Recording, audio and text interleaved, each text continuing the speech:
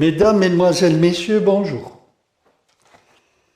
Aujourd'hui, comme vous le savez, je vais vous parler de la nécessité vitale de penser à l'endroit. Penser à l'endroit.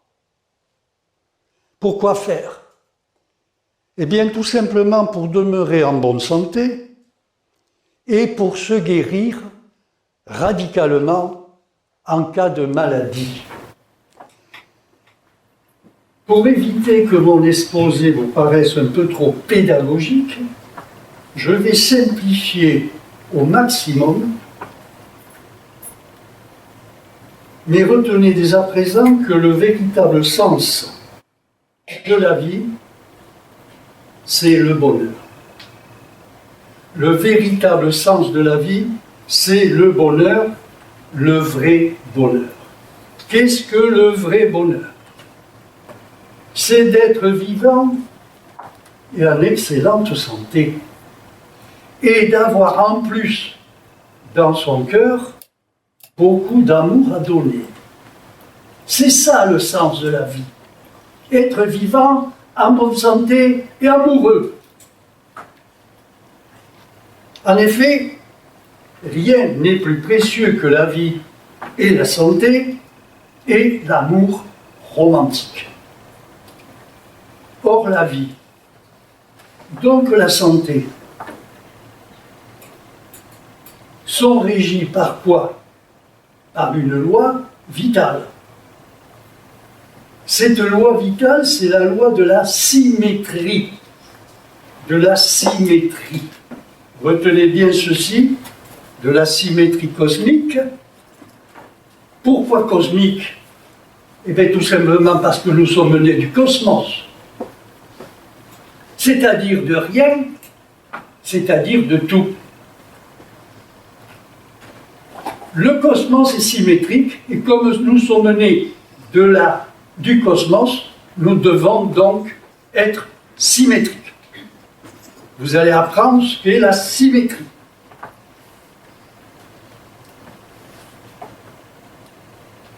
La loi vitale, c'est en vérité le code de la vie.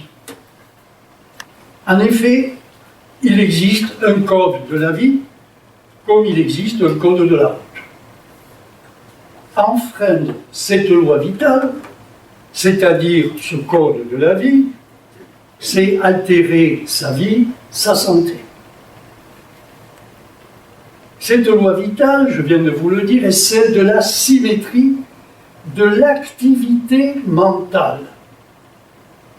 Symétrie que l'on appelle positivité mentale. Symétrie qui peut être mise en évidence par le système des vases communicants. Si vous mettez une certaine quantité d'eau dans un des deux vases qui communiquent, vous aurez automatiquement le même niveau dans le second vase. C'est une loi naturelle. C'est une loi naturelle automatique. C'est la loi de la symétrie. 50-50. C'est un équilibre parfait. Et nous sommes faits pour penser parfaitement. Cette symétrie peut encore être mise en évidence par un rectangle à deux parties égales, ou bien encore par un cercle à deux parties égales. C'est de la symétrie. Ces trois croquis représentent la symétrie parfaite. Notre système de pensée, en fait, notre pensée holistique, fonctionne selon cette loi qui est la loi de la symétrie, loi du parfait équilibre. C'est la loi du juste milieu qui est en fait la loi de la neutralité des sentiments. La neutralité des sentiments. C'est la perfection. Ni haine, ni amour. Mais les deux sentiments au même degré de puissance. Ce qui fait la perfection. Ce qui fait la divinité. C'est ça Dieu. Dieu n'est ni haine ni amour.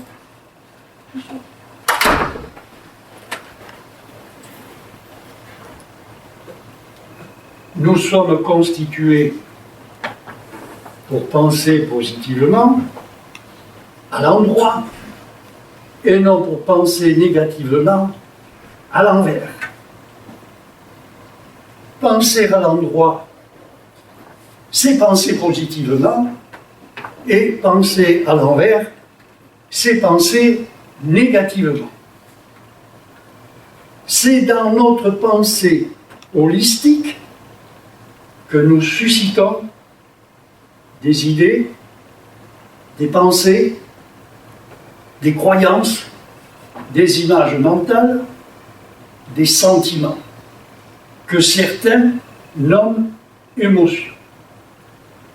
Notre système de pensée holistique est constitué de deux demi-piles. Deux demi-piles. D'une demi-pile qui est notre conscient et d'une demi-pile qui est notre subconscient. Ces deux demi-piles réunies sont identiques, mais inversement fonctionnelles, comme la main droite et la main gauche, ou comme mâle et femelle, par exemple. Ces deux demi-piles jumelées constituent le pensée holistique, qui est le pensée de tout être vivant. La réunion de ces deux piles constitue une pile, c'est-à-dire un ion. Un ion. Un ion, ça veut dire union. L'union constitue un ion. En fait, notre système de pensée holistique est un appareil sexuel génital, androgyne, constitué d'un élément de type mâle, c'est notre conscient, et constitué d'un élément de type femelle, c'est notre subconscient. Le système peut être symbolisé par un cercle, se présente ainsi. Observez bien ce croquis. Vous avez une force verticale et une force horizontale. La force verticale, c'est le conscient. La force horizontale, c'est le subconscient. Le conscient agit sur le subconscient qui réagit sur le conscient. Retenez bien ceci, et de toute façon, vous l'avez à la fin du bouquin, vous pourrez donc y revenir. Ce couple constitue un système électrique, un système magnétique, donc un système électromagnétique. C'est pas compliqué, c'est de la science. Le conscient, je vous l'ai dit, est de type mâle. De type mâle, de type électrique, de type centripète, c'est une force verticale procréatrice, pro-naturante, pro-somatisante. Le subconscient, élément femelle, est de type magnétique, centrifuge, exprimant, c'est une force horizontale, créatrice ou naturante, somatisant. Vous avez un pro-somatisant et un somatisant. Vous avez un procréateur et un créateur. Le mâle féconde sa femelle et la femelle va rendre au mâle ce que le mâle y a mis dedans. Si une femelle fait l'amour avec un noir, elle ne fera pas un enfant blanc. Elle fera un enfant noir. Et si le mâle est vert, elle fera un enfant vert. Mais oui, réfléchissez. Le mâle est actionnel. La lettre A. Le mâle est actionnel, la femelle est réactionnelle. Le mâle agit en premier, il a le premier mot. La femme réagit en second, et là le dernier mot. Le mâle est créateur, procréateur, mais seulement procréateur. C'est l'élément abstracteur. La femelle est créatrice, mais seulement créatrice. C'est l'élément concrétiseur. Vous avez un abstracteur, comme un architecte qui fait un plan, c'est de l'abstraction, c'est pas une concrétisation. Un plan architectural sur le papier est une réalisation, mais pas une concrétisation. C'est quand la maison est construite qu'il y a la concrétisation. Et cependant, il a bien fallu faire un plan auparavant. Il faut donc un architecte et un bâtisseur. Donc un procréateur et un créateur. Alors, la femelle, elle est seulement créatrice. C'est l'élément concrétiseur, comme je viens de vous le dire. Le mâle, c'est l'architecte. La femelle, c'est le bâtisseur, constructeur, qui va concrétiser le plan architectural, c'est-à-dire ce que le conscient y a mis dedans. L'élément mâle féconde la femelle. Si l'élément mâle pense à l'envers, la femelle va concrétiser à l'envers le contenu informationnel de ce que le conscient a mis dedans. Lorsque le plan architectural comporte des défauts, eh bien, ces défauts sont concrétisés par le constructeur-bâtisseur qui est le subconscient.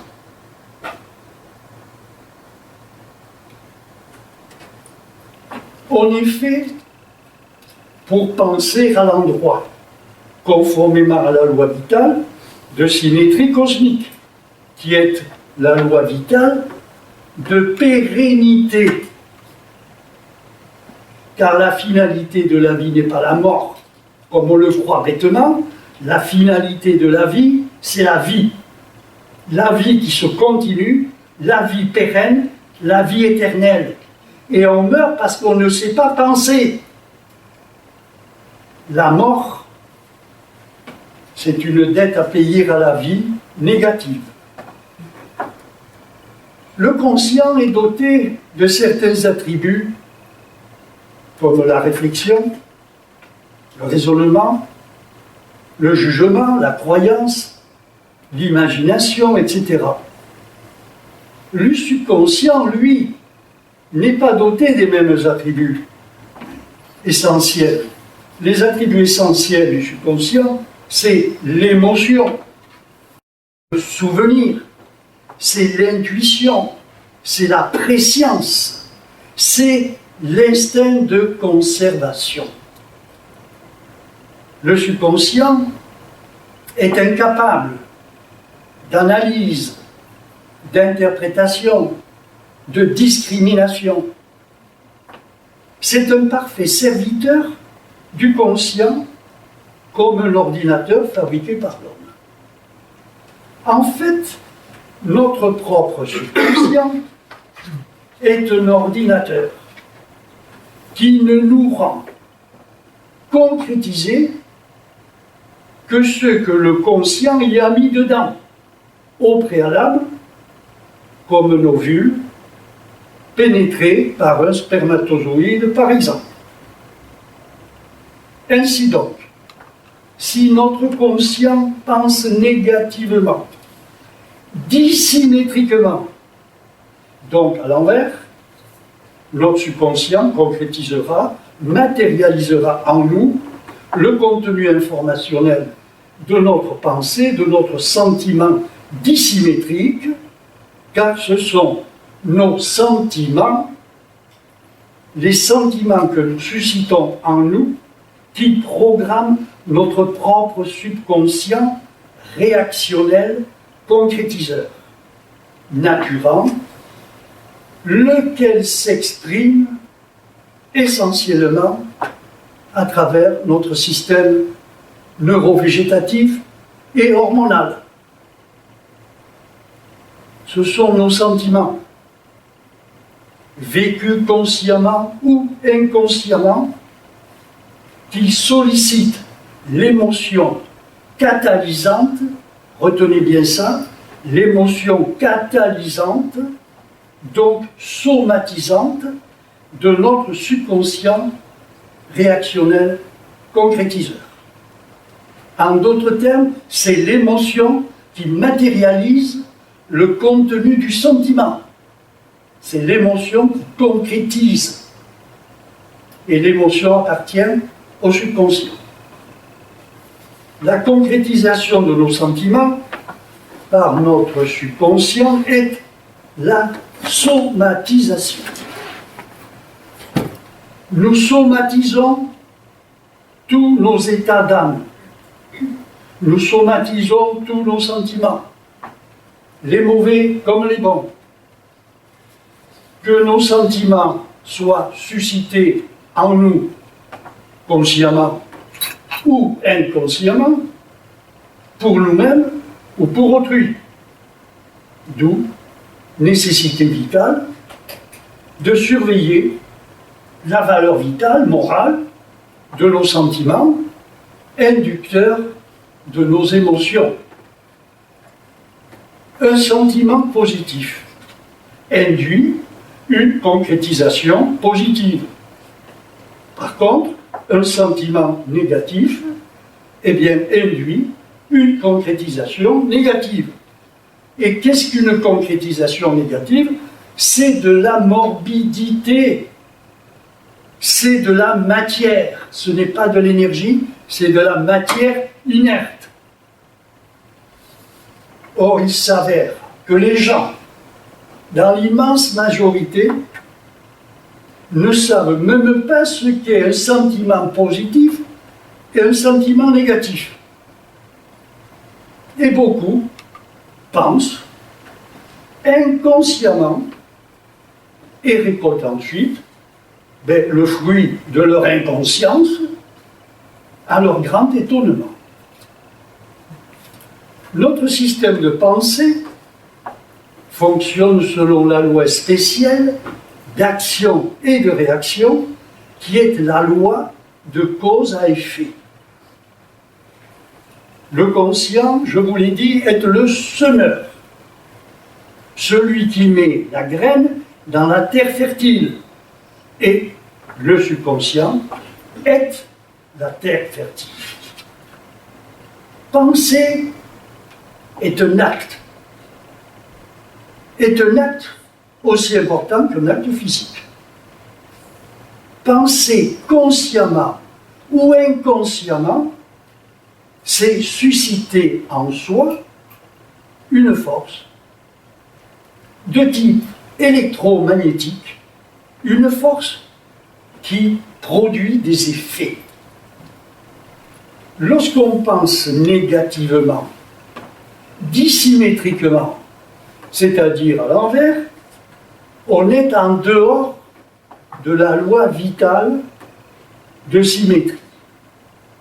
On programme donc à l'envers notre subconscient réactionnel concrétiseur et on lui fait fabriquer du négatif, du néant, c'est-à-dire de la dissymétrie, de la morbidité anthropique qui est la cause déclenchante de nos maladies, de nos troubles, de notre dégénérescence et de notre mort, et même de nos déformations corporelles, de nos lésions structurelles.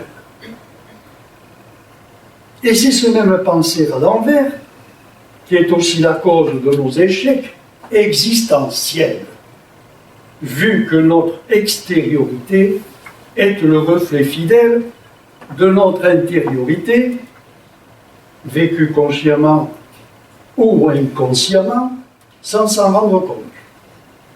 Alors je le redis, corriger, rectifier sa pensée, ses sentiments, est donc une nécessité vitale pour ceux qui veulent demeurer en santé ou qui veulent se guérir vraiment d'une maladie aussi grave soit-elle. Alors examinons une fois de plus le mécanisme de notre pensée holistique. Retenez bien ce croquis. Le conscient, lui, il suscite en lui des sentiments. Les sentiments sont des informations qui s'impriment dans son partenaire intime, le subconscient, lequel concrétise, comme je vous l'ai dit, les informations et les renvoie au conscient. Notre corps physique n'est qu'un hologramme. C'est l'aspect négativé de notre conscient, habituellement négatif, dissymétrique. Il se trouve être entre le conscient et le subconscient. Mais le corps physique, le soma, fait partie du conscient.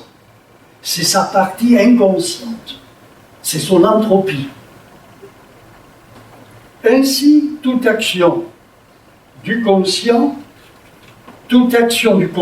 passe abstraitement à travers le corps physique.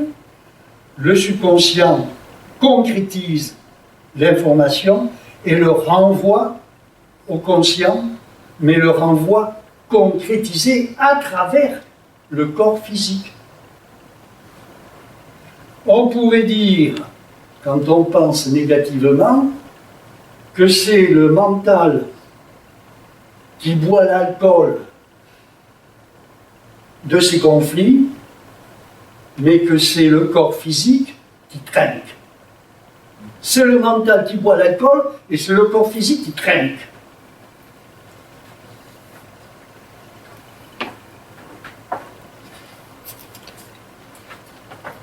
Une action mentale va être somatisée et par conséquent, le contenu du conscient, vous le retrouverez dans le corps physique. Quand le conscient pense à l'envers, le corps physique se met à souffrir.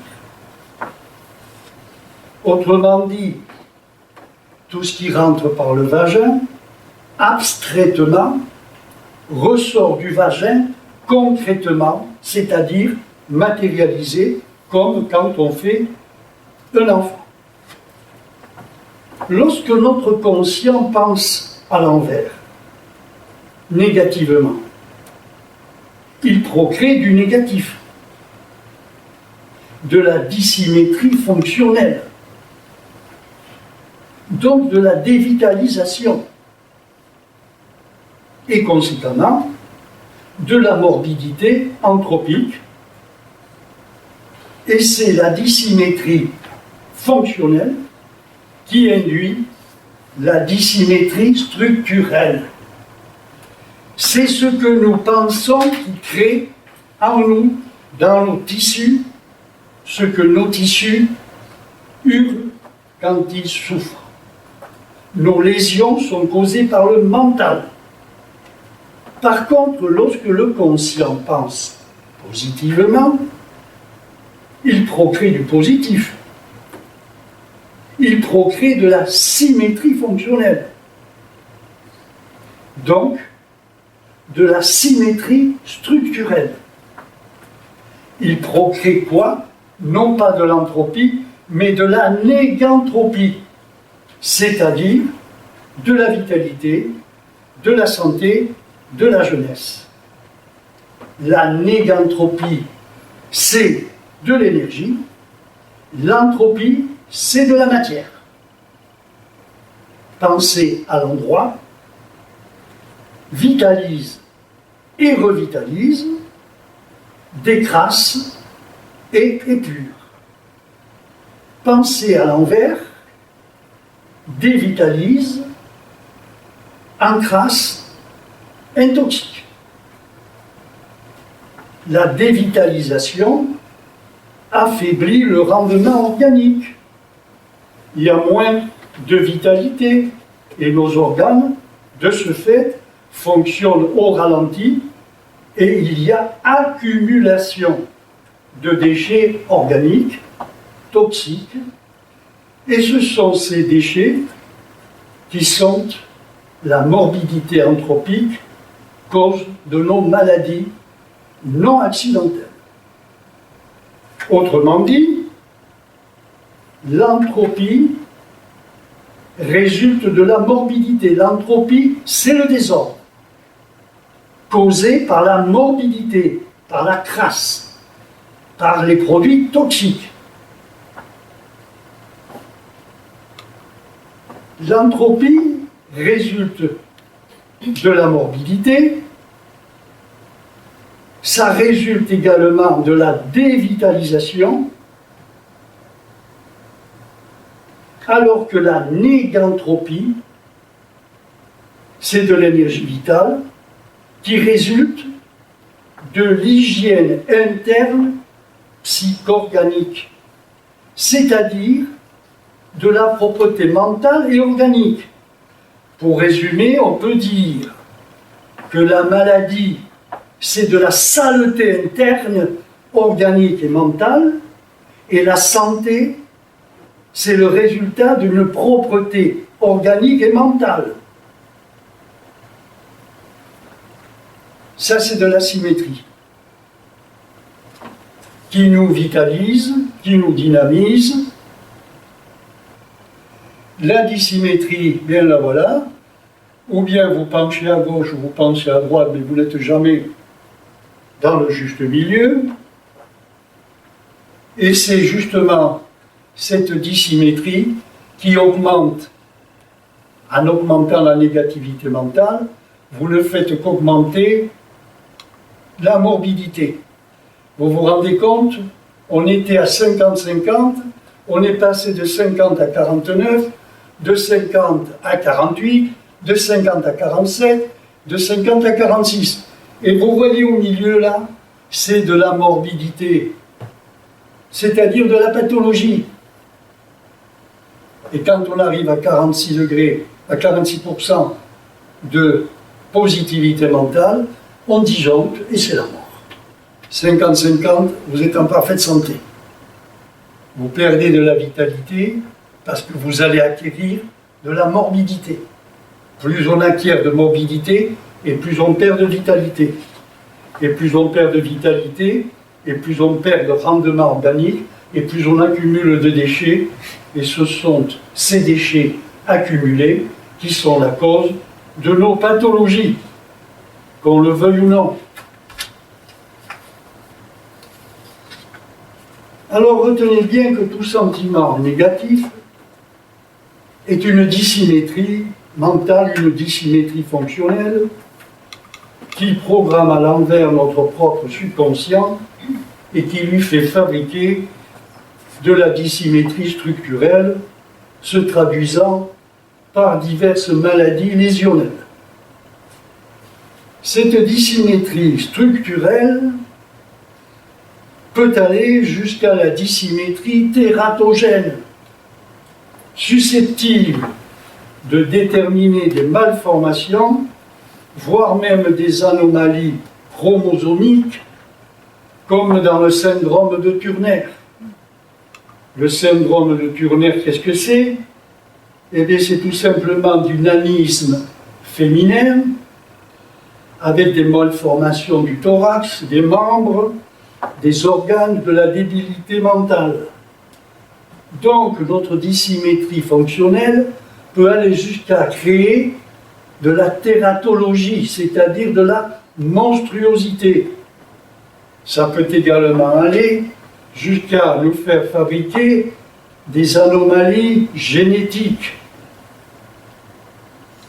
Cette dissymétrie structurelle peut également induire une dégénérescence organique, comme dans la maladie d'Alzheimer, comme la maladie de Parkinson par exemple. Alors, je le redis, la loi vitale est la loi du juste milieu, la loi de la neutralité des sentiments, ni haine ni amour, c'est la loi du parfait équilibre entre les deux sentiments, haine et amour, qui fait la magie de la vie, parce que la vie est magique. Le juste milieu, c'est quoi? C'est la simplicité, c'est la clé de la vie, c'est de la conscience psychologique parfaite, absolue. Actuellement, l'être humain, être imparfait, fait des erreurs. Et on dit l'erreur est humaine. Mais oui, l'erreur est humaine parce que nous n'avons pas toute notre tête. C'est-à-dire que nous sommes psychologiquement amputés par l'entropie qui est notre corps physique. Ce que l'on enlève en B, ce que l'on ajoute en A, on l'enlève en B. Ce que vous ajoutez en A, vous l'enlevez en B. Ce qui veut dire que l'être humain est constitué pour être à la fois égoïste et altruiste.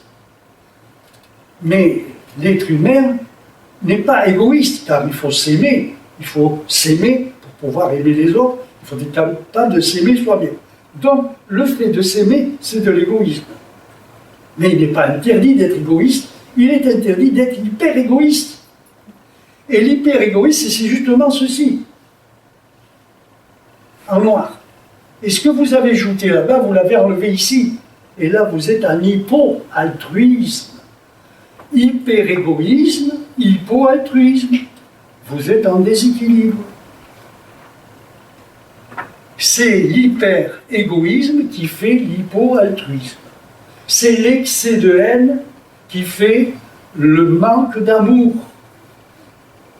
Il faut comprendre que les deux sentiments sont là pour s'équilibrer et nous maintenir en équilibre parfait. Donc, il ne s'agit pas pour nous d'éliminer la haine. Non. Il faut ramener la haine à son juste niveau. C'est donc alors l'hyper-égoïsme, c'est négatif, mais l'hyper-altruisme est aussi négatif. Il y a des gens qui ramènent tout à eux, ils sont égocentriques, et d'autres qui se donnent entièrement et s'oublient. Dans les deux cas, c'est négatif.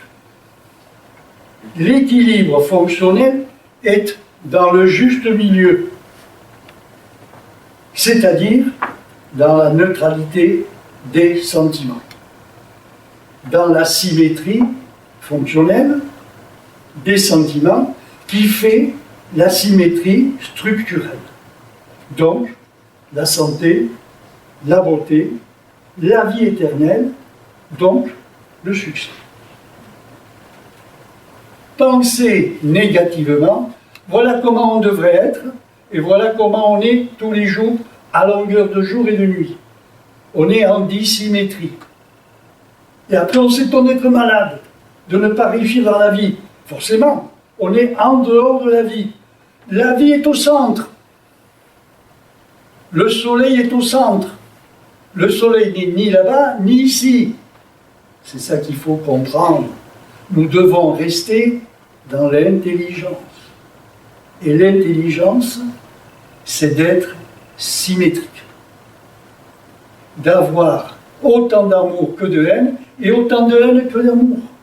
C'est de la science, ça, madame. Monsieur, c'est de la science. C'est de la démonstration scientifique. Ça, c'est le déséquilibre, et c'est la pathologie, et c'est les échecs existentiels. Donc, penser négativement, comprenez-le, c'est fait fabriquer par notre subconscient, réactionnel concrétiseur, eh bien, l'entropie mentale qui donne naissance à de la morbidité, à de la matière, à de la dévitalisation, et c'est ce manque d'énergie qui encrasse l'organisme et le déshydrate.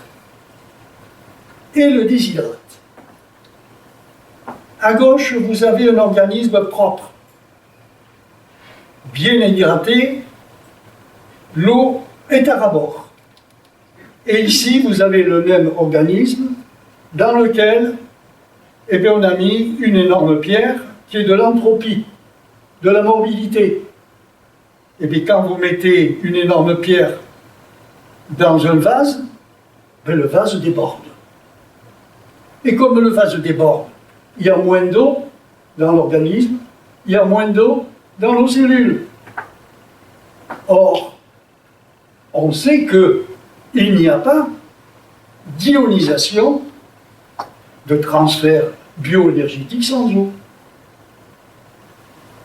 Déshydrater l'organisme, c'est penser négativement, et penser négativement, c'est déshydrater l'organisme.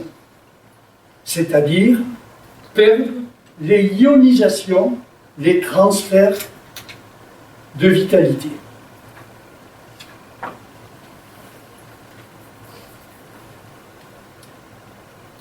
Quand nous perdons l'eau organique, que se passe-t-il? Eh bien, on dépérit. Nos tissus flétrissent. Nos tissus se flétrissent, et tout ceci favorise quoi? Les scléroses. Les scléroses, mais également l'effritement de nos tissus durs, comme les os et les dents. Et c'est favoriser quoi? Les caries dentaires, les caries osseuses, l'ostéoporose, l'arthrose, etc. En d'autres termes, en se déshydratant, on s'effrite. On tombe en poussière. Alors on vous dit, pour compenser, il suffit de boire. Mais ce qu'on oublie de dire, c'est que l'eau bue ne peut pas entrer dans nos cellules. Et pourquoi? Mais parce que nos cellules sont encrassées. Comment voulez-vous faire entrer Dieu, c'est-à-dire le positif, chez le diable? Dieu n'entre pas là où est le diable. Et le diable, c'est justement la crasse, l'entropie, la dévitalisation. Dieu n'entre pas dans le diable. L'eau ne peut pas entrer dans une cellule encombrée de déchets. Alors, le fait de boire et de boire, eh bien, on surmène inutilement le cœur et les reins, tout en augmentant les stases, c'est-à-dire chez les insuffisants hépatorénaux, vous allez avoir des œdèmes, de la cellulite, de l'obésité spongieuse, de l'acide, des troubles circulatoires notamment. Alors, qu'est-ce que penser négativement? C'est susciter dans notre mental des sentiments d'orgueil, d'arrogance, d'égoïsme, enfin d'hyper-égoïsme, des sentiments de haine, quand je dis haine, excès de haine, de colère, d'intolérance, des ressentiments, des rancœurs, de la jalousie, bref, toute la moustaille que les êtres humains brassent du matin au soir et du soir au matin. Les gens adorent bouffer des matières fécales. Et c'est pour cette raison que beaucoup de gens puent de la gueule. À tuer les mouches à 15 mètres. Oui, ça vous fait rire, mais c'est pourtant la réalité. Lorsque je reçois en consultation, je fais généralement une anamnèse d'une part et d'autre part une psychoanalyse. La psychoanalyse naturopathique n'a rien à voir avec la psychanalyse freudienne. L'anamnèse, vise à mettre en évidence les insuffisances fonctionnelles, l'état des organes, et donc les maladies somatiques, celles qui affectent le biologique, c'est-à-dire le corps physique. Et la psychoanalyse naturopathique vise quoi? Eh bien, à mettre en évidence les dissymétries mentales, c'est-à-dire les défauts mentaux, les conflits mentaux qui ont entraîné des dysfonctionnements organiques et de ce fait des freinages ou des blocages organiques, donc des pathologies. Et je demande aussi aux malades qui veulent vraiment se guérir, qui veulent vraiment se corriger mentalement, notamment sous hypnose, je leur demande de faire chez eux une introspection, c'est-à-dire une autocritique, et de coucher tout ceci sur papier, de coucher sur papier leurs défauts mentaux selon eux et selon les autres. Et en plus, je leur demande de m'indiquer leurs désirs essentiels. Alors voici l'exemple d'un homme affecté d'une tumeur au cerveau. À la lecture de son autocritique, qui est assez bien formulée au demeurant, vous constaterez sans peine la dissymétrie mentale profonde dont est affecté cet homme. Et alors, je vous lis ses défauts. Il m'a envoyé ses défauts par écrit, alors je vais vous les dire. L'opinion des autres, c'est le patient qui parle. L'opinion des autres compte pour moi, alors que ça ne devrait pas. J'ai peur du jugement des autres. J'ai peur du regard des autres. J'ai peur d'être homosexuel. J'ai peur de la nuit. J'ai peur d'être agressé physiquement et verbalement. J'ai peur des cimetières. J'ai peur des funérariums. J'ai peur des esprits des morts. J'ai peur des femmes. J'ai peur de leur jugement. J'ai peur de leur méchanceté. Et vous dites donc, mesdames, j'ai peur d'être rabaissé par les femmes. J'ai peur des fins de mois. J'ai peur de toujours manquer d'argent. J'ai peur quand je suis seul chez moi. J'ai peur depuis mon enfance. J'ai peur d'être ridicule. J'ai peur d'être humilié. J'ai peur des chevaux, des vaches, des serpents.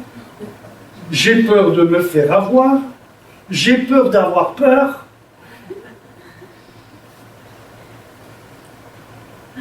Je suis de mauvaise foi. Je suis jaloux. Je suis susceptible. Je suis rancunier. Je suis maniaque. Je suis agressif. Je suis mal à l'aise avec les gens en public. Je suis nul à l'orthographe. Je suis instable. Je suis méfiant. Je suis dur avec moi-même. Je suis influençable. Je suis bonne poire. Je me culpabilise. Je me justifie tout le temps. Je ne mesure pas mes propos. Je manque de tact. Je ne réfléchis pas avant de parler. Je manque de discernement. J'ai des tics et des tocs, c'est-à-dire des troubles obsessionnels compulsifs. J'ai tendance à imposer mes idées. J'ai tendance à vouloir avoir toujours raison. Je parle trop. Je raconte ma vie. Je ne sais pas m'arrêter. J'aime montrer aux autres le bien. Je fais constamment des sous-entendus. Je change souvent d'avis. Je radote. Je suis parano. Je vous jure qu'il m'a envoyé ce dossier. Je suis gourmand. Je suis boulimique. Je suis addict au café, au chocolat, au sucre. je mets beaucoup de temps à faire quelque chose, je n'ai pas de logique, je comprends souvent les choses de travers, je ne prends pas assez soin de moi, je vis dans mon monde, ça mouline là-haut, hein. Je manque de confiance en moi, je ne suis jamais content, je me sous-estime, je me bloque pour tout apprentissage de nouvelles choses, je suis dépassé, fin de citation. Ouf. Eh bien, dites donc, avec un tel conflit mental, avec une telle négativité mentale, il n'est pas étonnant que cet homme soit affecté d'une tumeur au cerveau. Alors, cette tumeur au cerveau,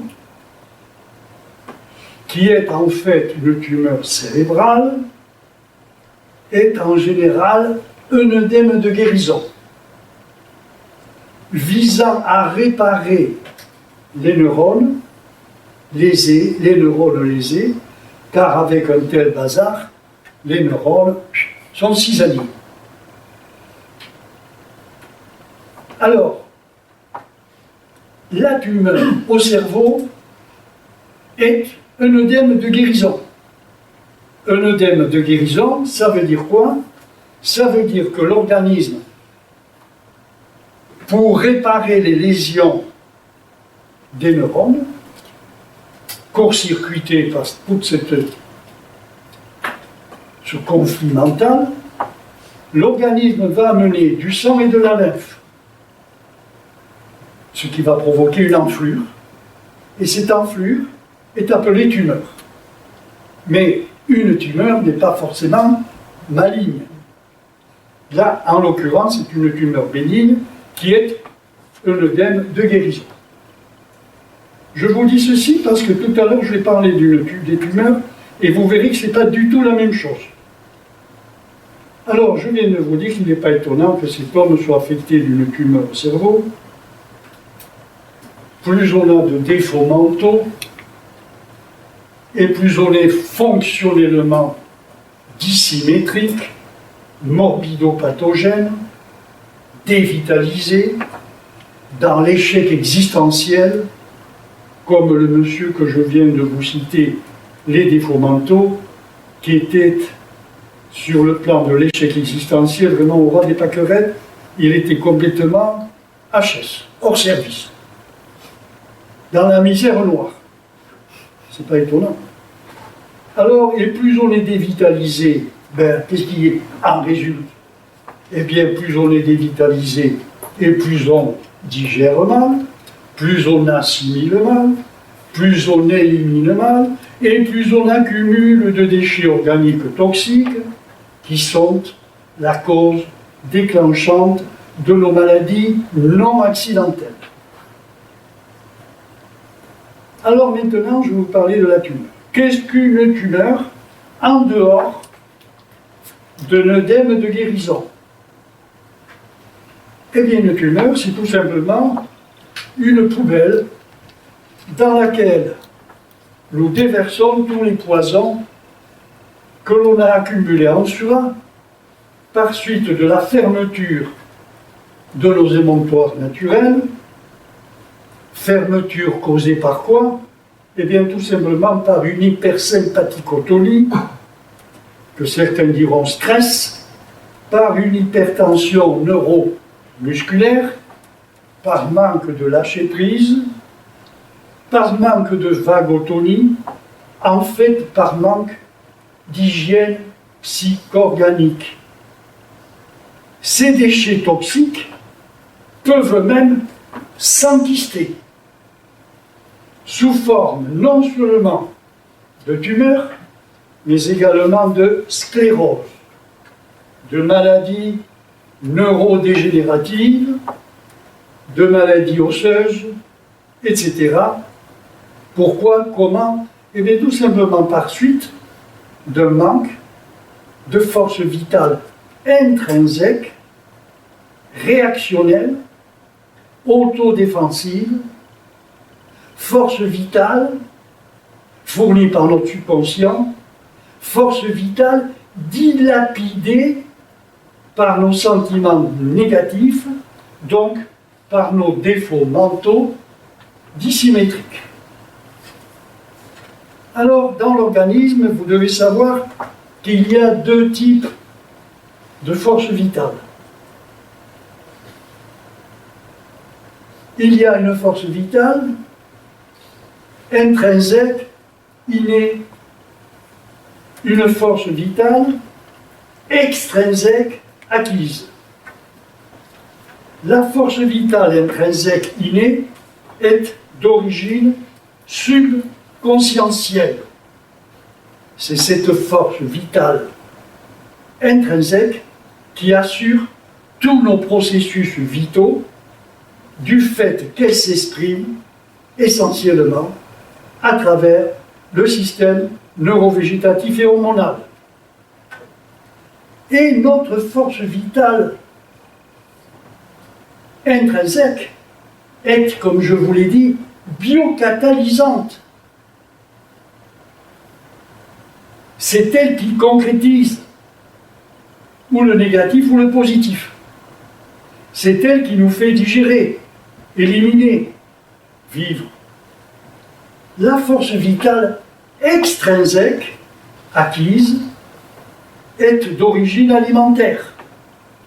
C'est une force biocatalysée, donc assimilée par la force vitale intrinsèque biocatalysante. C'est la force biocatalysée par la force biocatalysante qui apporte à l'organisme les éléments matériels pour réparer le corps physique. Sans force vitale intrinsèque, innée, biocatalysante, pas de réparation, pas de vie, pas de guérison en cas de pathologie. Si dans l'estomac d'une personne qui vient de mourir, on introduit des aliments, même spécifiques et naturels, crus, vivants, vibrants, ceux-ci ne seront pas digérés et assimilés, ils resteront intacts dans l'estomac de cette personne décédée. Pour quelle raison? Eh bien, tout simplement parce que la force vitale intrinsèque biocatalysante, assimilatrice, est absente chez la personne décédée. Toute réparation, toute régénération, toute vraie guérison est toujours effectuée par la force vitale intrinsèque, innée, de symétrie cosmique, qui est homéostasique. En vérité, il n'existe que des auto-guérisons lorsqu'elles se produisent vraiment, naturellement, sans médicaments. Les substances externes à nous, les substances externes à la force de vie, n'ont aucun pouvoir guérisseur. Vous pouvez prendre tous les aliments que vous voulez, les meilleurs, les compléments nutritionnels, etc., les plantes, ça ne guérit rien ni personne. À preuve, aucune pommade, aussi bien formulée soit-elle, avec les meilleures substances du monde, ne peut pas cicatriser les plaies faites à des cadavres. Ce qui prouve bien que la force de guérison, la force de réparation, la force de régénération est dans l'être vivant, non en dehors de l'être vivant, non en dehors de la force vitale. Il est donc impossible d'obtenir une bonne santé en ne corrigeant que le régime alimentaire ou que le mode existentiel. Si on ne corrige pas en même temps l'attitude mentale habituellement conflictuelle, habituellement négative, dissymétrique, donc éthio-morbido-pathogène. Demeurer mentalement négatif, fonctionnellement dissymétrique, donc en dévitalisation profonde, donc en morbidité, tout en ingérant des aliments spécifiques et naturels, et même de bons compléments alimentaires, c'est assurément améliorer un peu la santé à cause des aliments sains ingérés, mais c'est s'empêcher de se guérir radicalement, vraiment. La naturopathie, la vraie naturopathie, je ne cesse de le répéter, est une médecine de santé psychobiologique. C'est une médecine psychorganique. C'est une médecine de santé à part entière. C'est une médecine naturelle de l'âme et du corps physique en même temps. Pour quelle raison?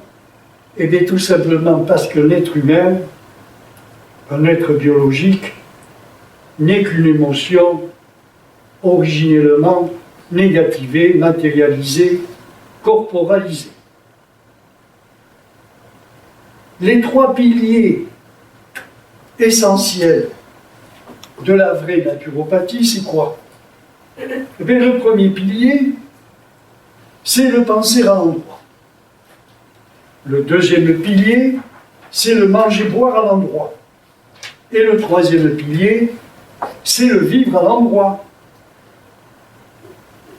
On ne peut demeurer en santé ou retrouver la santé naturelle que si l'on pense à l'endroit, que si l'on mange et boit à l'endroit, et que si l'on vit à l'endroit. C'est-à-dire en refusant d'introduire en soi, volontairement, des substances toxiques comme le tabac, l'alcool, les drogues, les médicaments chimiques, les overtoniens, etc. A contrario, on tombe malade parce que, habituellement, on pense à l'envers, on mange et on boit à l'envers, et on vit à l'envers, c'est-à-dire anti-hygiéniquement, c'est-à-dire anti-biologiquement. Donc, penser à l'endroit, c'est penser positivement, c'est penser parfaitement, c'est penser conformément à la loi vitale de symétrie cosmique qui nous régit inexorablement. Je vous l'ai dit, il existe un code de la vie comme il existe un code de la route. Obéir au code de la route, c'est éviter les accidents et les sanctions, et obéir au code de la vie, c'est éviter de tomber malade, c'est éviter aussi les échecs existentiels. Francis Bacon, le grand philosophe des siècles passés, a dit très justement ceci: on ne commande bien la nature qu'en lui obéissant. À cela, j'ajoute qu'il n'y a de liberté que dans l'expression du bien, donc du bien penser, du bien manger-boire et du bien vivre, c'est-à-dire dans l'expression des sentiments qui font vivre, donc des sentiments positifs. Obéir à la loi vitale, c'est quoi? C'est penser rectement, symétriquement, positivement, ce que peu de personnes acceptent de faire par refus de se responsabiliser, par refus de se prendre en charge et par refus de se corriger mentalement et organiquement. Or, il n'est pas plus difficile de penser positivement que de penser négativement. Il n'est pas plus difficile de penser à l'endroit que de penser à l'envers. Il suffit de se surveiller jusqu'à prendre l'habitude de penser à l'endroit en toutes circonstances. Il y a deux types de malades dans la vie. Celui qui dit à son médecin, « Docteur, guérissez-moi ». Et puis celui qui dit à son médecin, « Docteur, aidez-moi à me guérir ». Seul ce dernier a compris que sa santé naturelle est son affaire, non celle du médecin. Alors, comment parvient-on à penser à l'endroit? Eh bien, par la prise de conscience de son inconscience. Il faut prendre conscience de notre bêtise, de nos défauts mentaux, de nos déviances mentales. Et tant qu'on ne prend pas conscience de notre bêtise, on ne peut pas se corriger. Cette prise de conscience se fait avec l'aide ou sans l'aide de l'orthopsychothérapeute. Orthopsychothérapeute. Cette prise de conscience vise à mettre, comme je vous l'ai dit, en évidence, par une introspection et une autocritique, de mettre en évidence quoi? Nos distorsions mentales, nos dissymétries mentales, c'est-à-dire nos défauts mentaux. Alors pourquoi prendre conscience? Eh bien pour gommer nos défauts mentaux, voire pour les supprimer, et par conséquent pour supprimer les maladies et les déformations, voire les lésions que ce défaut mental provoque.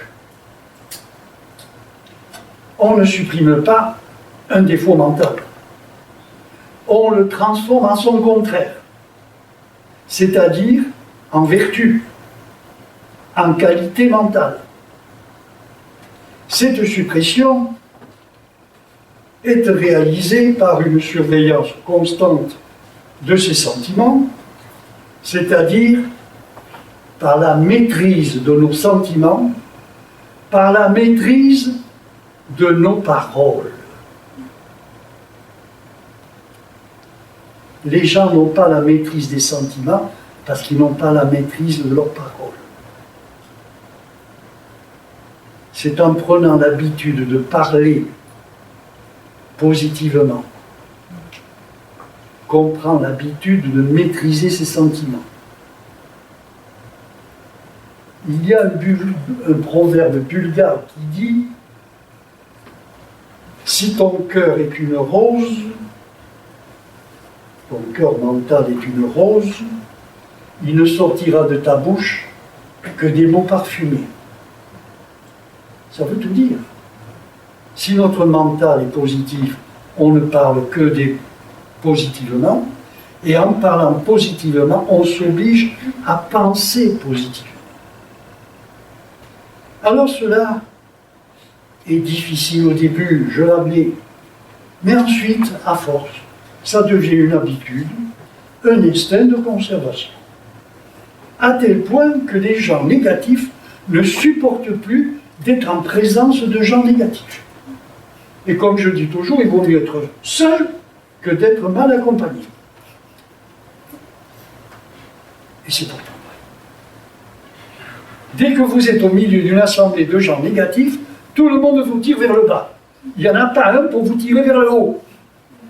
Alors lorsqu'on n'est pas capable de s'auto-gouverner, d'obéir par soi-même au code de la vie, c'est-à-dire à la loi vitale, eh bien il faut se faire aider par un orthopsychothérapeute compétent qui nous traitera sous hypnose. Alors, qu'est-ce que l'hypnose?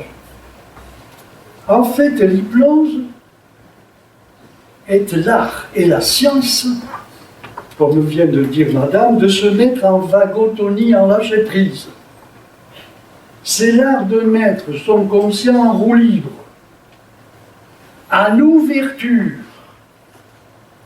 en capacité d'accepter des idées nouvelles, ce que les gens, en règle générale, ne font pas.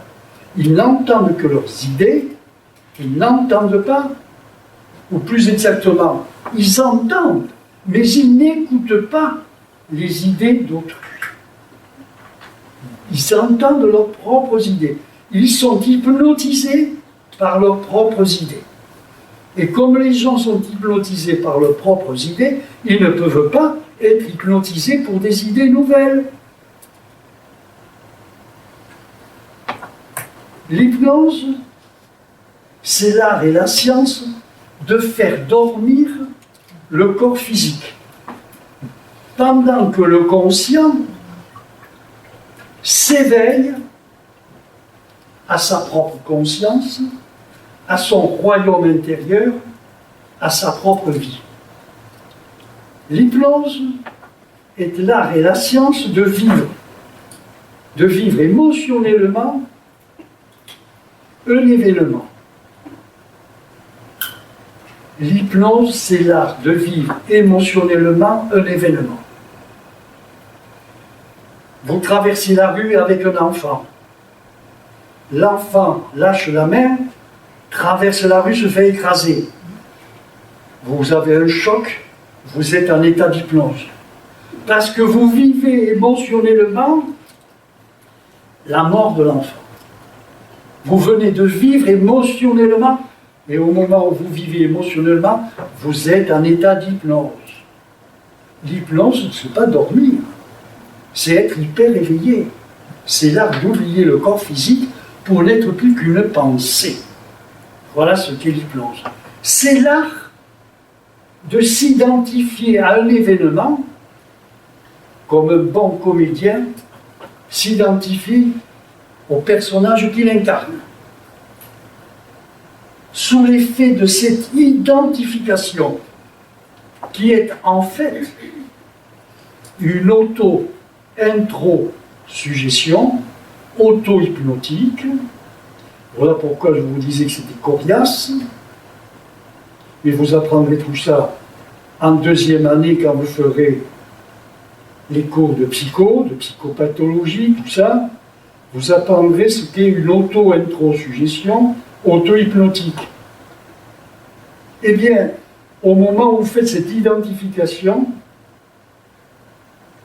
le contenu des paroles positives prononcées par l'hétéro-suggestionneur que l'on appelle orthopsychothérapeute ou hypnotiseur, eh bien, ce contenu informationnel que vous vivez émotionnellement pénètre dans votre propre subconscient qui va le concrétiser en dedans de vous.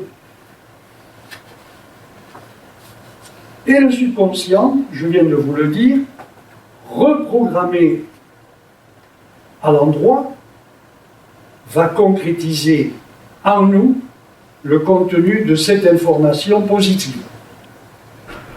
Cette concrétisation va se traduire par une somatisation. En effet, comme je vous l'ai déjà dit, tout être vivant somatise tous ses états d'âme, tous ses vécus intérieurs, que ces vécus intérieurs soient vécus consciemment ou inconsciemment, pour soi-même ou pour autrui.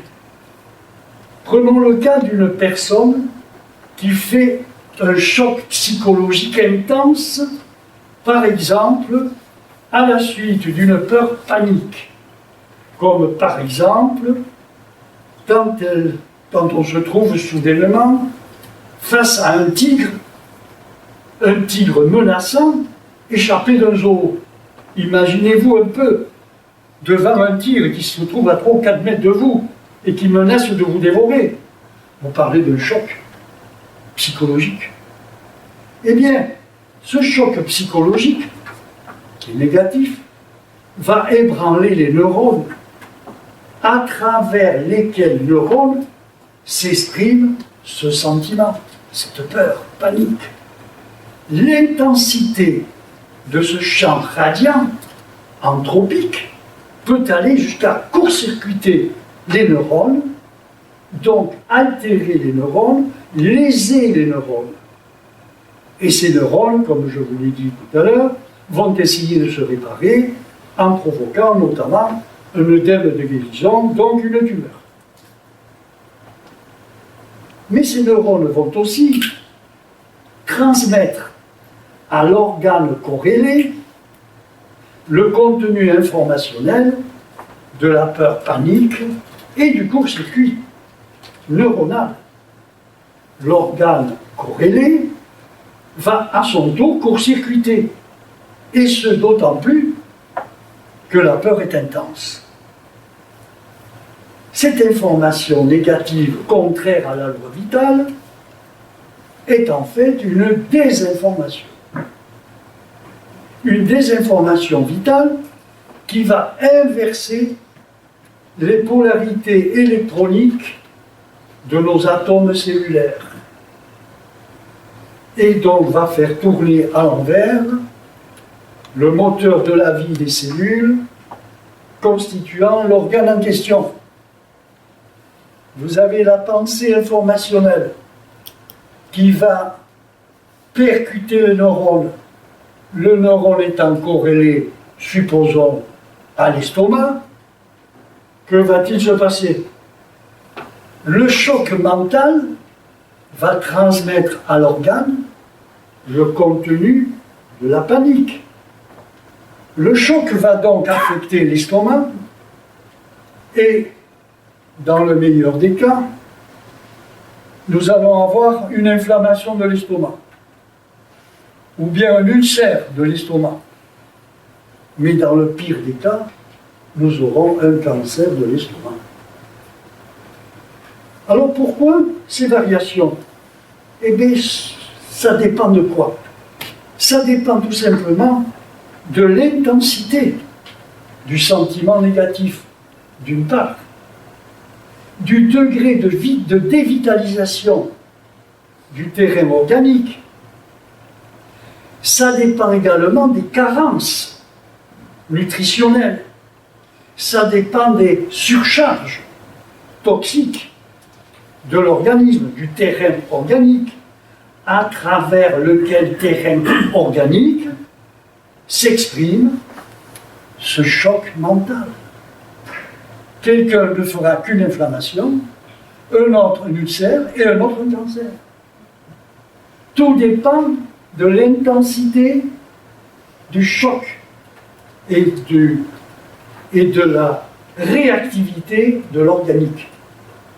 Si la personne est dévitalisée et encrassée, elle fera un cancer. Alors, qu'est-ce qui se passe au sein de nos atomes sous l'effet d'un choc psychologique intense, négatif? Eh bien, il va y avoir une inversion des polarités. Une inversion des polarités atomiques qui vont se traduire par une inversion des fonctions organiques. Dans les cas d'extrême intensité mentale, d'un choc psychologique paroxystique, il y a un court-circuit et un désalignement des atomes. Un désalignement des atomes. Les atomes sont alignés comme les soldats qui sont en garde à vous. Et quand il y a un désalignement, ça veut dire que tous sont tombés les uns sur les autres, et ça a provoqué de l'entropie, c'est-à-dire du désordre. Et conséquemment, qu'est-ce qu'il en résulte? Une démagnétisation du soma. Le mental est électrique, le soma est magnétique. Et sous l'effet d'un choc psychologique intense, on se démagnétise. Et qu'est-ce qui tient la structure organique? Ce sont les éléments magnétiques. Et si vous enlevez le magnétisme, eh bien on tombe en poussière. On s'effrite, on s'écroule. On se rouille. Alors, le désalignement, l'inversion, comment ça se passe? Eh bien, il faut comprendre qu'un atome est constitué d'électrons nucléaires que l'on appelle les protons. Les électrons nucléaires qui sont au centre, ce sont les protons. Mais ce sont des électrons nucléaires. Des électrons. Et puis autour, vous avez des électrons qu'on appelle les électrons négatifs. Alors, qu'est-ce qui se passe? Eh bien, il se passe la chose suivante. C'est que les électrons qui tournent autour des protons sont des éléments électriques de type mâle. Et les protons sont des éléments de type magnétique. Donc nous avons des électriques qui tournent autour du magnétique. Alors, sous l'effet d'un choc psychologique intense, il y a une inversion des polarités. Les éléments mâles tendent à devenir des femelles, les éléments électriques tendent à devenir magnétiques, les éléments magnétiques, les protons tendent à devenir électriques, c'est-à-dire que les femelles tendent à devenir des mâles. Alors, on comprend que s'il y a une inversion des polarités sous l'effet d'un choc psychologique intense, il y aura une inversion des fonctions, et au lieu de tourner à l'endroit, nos cellules vont se mettre à tourner à l'envers. C'est pas compliqué. Alors, les cellules normales, qui sont faites pour tourner à l'endroit, sont des cellules qui fonctionnent à l'oxygène. Et quand la cellule se met à tourner à l'envers, elle n'a plus besoin d'oxygène. C'est le cas des cellules cancéreuses. On dit alors qu'il y a cancérose, c'est-à-dire anarchie cellulaire. Eh bien, en vérité, tout ça, c'est faux. Il n'y a pas anarchie cellulaire, mais un ordre cellulaire nouveau dans un désordre cellulaire ancien. Ordre nouveau qui obéit à la nouvelle information, c'est-à-dire à l'information du choc psychologique, qui est négative, et le subconscient va se mettre à fabriquer, à faire tourner le moteur à l'envers, et on va obtenir une inversion des polarités. Voilà un homme normal dont le mental est électrique et le soma est magnétique. Voilà un homme qui pense totalement à l'envers, le mental devient magnétique et c'est le soma qui devient électrique. Voilà un homme normalement magnétisé et voilà un homme démagnétisé. C'est clair. Sous l'effet d'un choc psychologique intense, vous démagnétisez quelqu'un. Et d'ailleurs, on peut mourir subitement, à la suite d'un choc psychologique intense, d'où les arrêts cardiaques, etc. Alors, tant que le conflit mental, inducteur de maladie, n'est pas résolu, supprimé, eh bien, le subconscient, lui, comme il est programmé à l'envers, eh bien, il continue à concrétiser la désinformation, donc la déviance, donc la maladie, voire l'échec existentiel.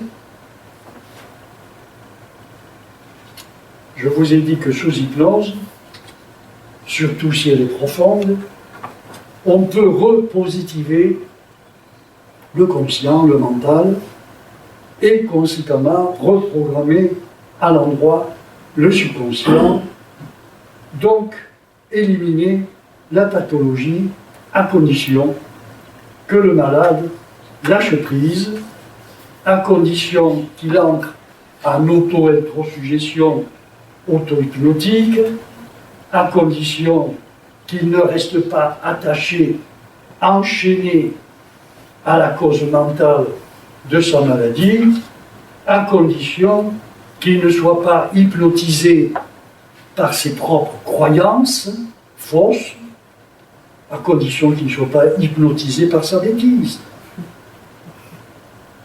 Et oui, la difficulté ne réside pas dans la méthode de repositivation mentale ou de reprogrammation du subconscient. La difficulté réside dans le fait de lâcher prise, dans le fait de se laisser aller à la vagotonie, d'entrer profondément en hypotension neuromusculaire, puis de se rectifier, de se corriger psychologiquement, bref, d'épouser le contenu du verbe positif hétéro-sujet. L'hypnose n'existe pas en vérité. En vérité, il n'y a que des états auto-hypnotiques.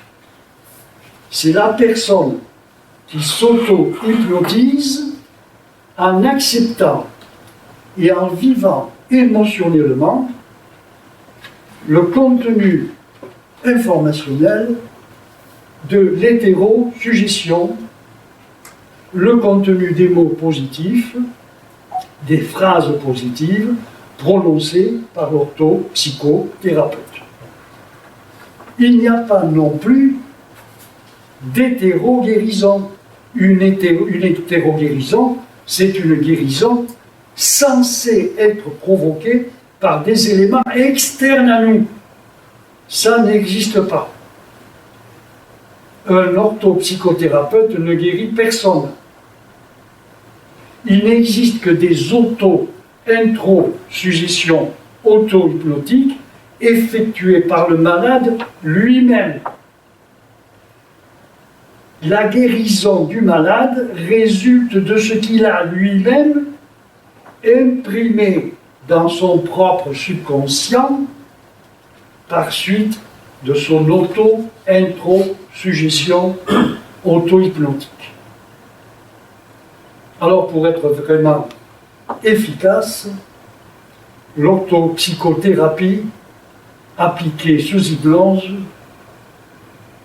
doit toujours être étayée par une correction de l'alimentation, par une correction du mode existentiel du malade, à savoir suppression de tous les poisons et autres substances toxiques qui altèrent les liquides humoro-physiologiques, c'est-à-dire le sang, la lymphe notamment, dont va vous parler tout à l'heure M. Lefebvre, et qui altèrent également évidemment nos neurones. Alors ces poisons sont l'alcool, le tabac, les médicaments, les drogues, les overtoniens, etc. Alors une personne malade qui veut vraiment se guérir ne peut pas avoir en même temps une chose et son contraire, c'est-à-dire le beurre et l'argent du beurre. Elle doit faire un choix. Elle ne peut pas produire en elle la guérison ou le succès tant qu'elle pense négativement à l'envers.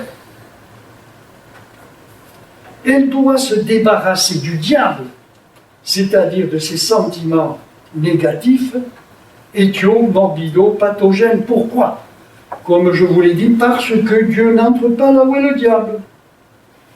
Alors c'est quoi Dieu? Eh bien, c'est tout simplement la pensée positive, la pensée symétrique. Et c'est quoi le diable? Eh bien, c'est tout simplement la pensée négative dissymétrique.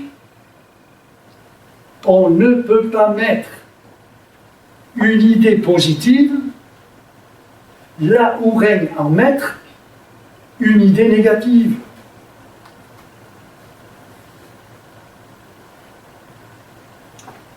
En plus, il faut croire absolument en sa guérison. Il faut croire en sa guérison sans le moindre doute. Pourquoi? Eh bien, tout simplement parce que le doute est un sentiment négatif, c'est une information négative, qui va être concrétisée, dont le contenu du doute va être concrétisé par le subconscient. Et si l'on doute, le subconscient va nous fabriquer l'échec. Puisque le doute, c'est je crois que je ne vais pas y arriver. Et donc, le subconscient fabrique je ne vais pas y arriver, tu ne vas pas y arriver. Alors,